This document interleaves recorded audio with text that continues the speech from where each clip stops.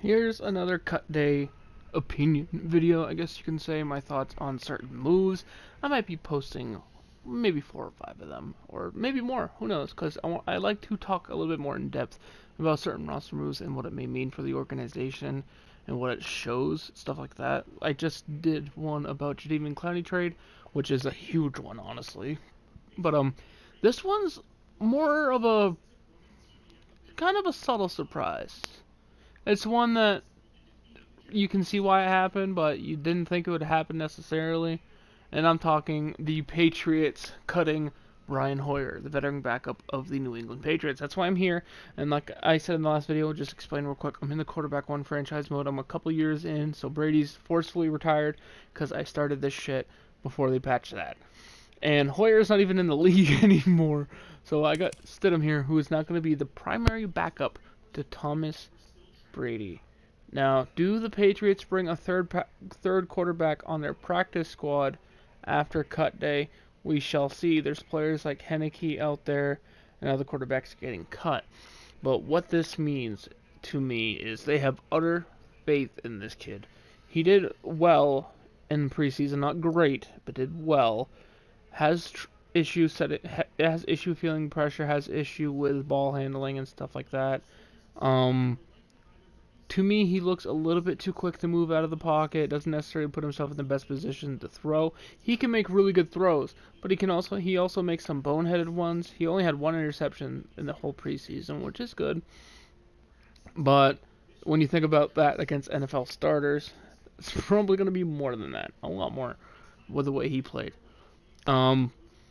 Looking ahead as well, if you look at the current wide receiver room, say Brady retires this year or next year, what it looks like he will have at wide receiver with Philip Dorsett, Josh Gordon. Not sure if Demaryius Thomas would still be there. Maybe Julian Edelman, Jacoby Myers available as well. Gunnar Orlovsky, if he signs to the Packers squad, could be there as well. So he goes in a pretty relatively good situation with James White and Sony Michel at the running back position. It's pretty damn good for him. And another thing, I just want to do a quick note. I can't wait to see the regular season ratings for the quarterbacks like Stidham, who did well in the preseason, who's only a 58 overall on here, and Daniel Jones, who's not even a 70 on here. I mean, they were quick to rate this random 177 as a rookie, which is awesome. I mean, look at the total salary of 3 quarterbacks on this roster. $4 million. A little over $4 million. Anyway, what does this mean for the future of the organization? I think it puts them in a good place. Say Brady plays for another 2 years, 3 years, even 1 more year. It gives Jarrett Stidham as many opportunities as he could use to improve with the second strings. He probably gets some first string practice time as well. Great coach, obviously. Great offensive line coach. I think that's the key there.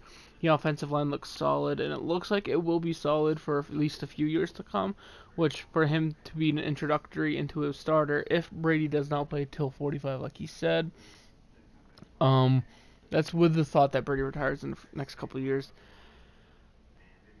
The only thing I'm worried about with him is with his tendencies to not sense pressure properly, stuff like that, force some mistakes, which can be easily fixed. I feel like the pressure of filling in for Tom Brady could get to him. But it's definitely interesting to see. The thing about this move here is, will he be the next Brian Hoyer, who backs up Brady for a couple years, bounces from team to team, comes back, and ends his career, stuff like that? Or will he be the next Jimmy Garoppolo, Jacoby Brissett type player, where he backs up Brady for a year or two, and once his rookie contract's up, he gets traded, or not? He wouldn't get traded. In this scenario, Brady would retire, and then he steps up into the role like a Jimmy Garoppolo, where you get that extension, you get into that starting role, you get all that pressure on you, or stuff like that.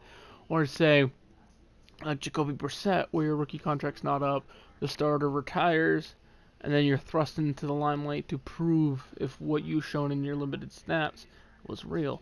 It's very interesting to see how this is going to play out. I personally like the move.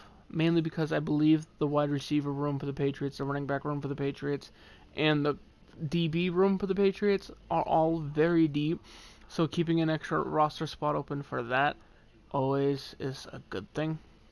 And that's my thought about that. Reason why I included the Patriots going with only 2 quarterbacks is because to me that's huge. I'm a Patriots fan, and forgive me. I'll see you guys in the next one. Peace.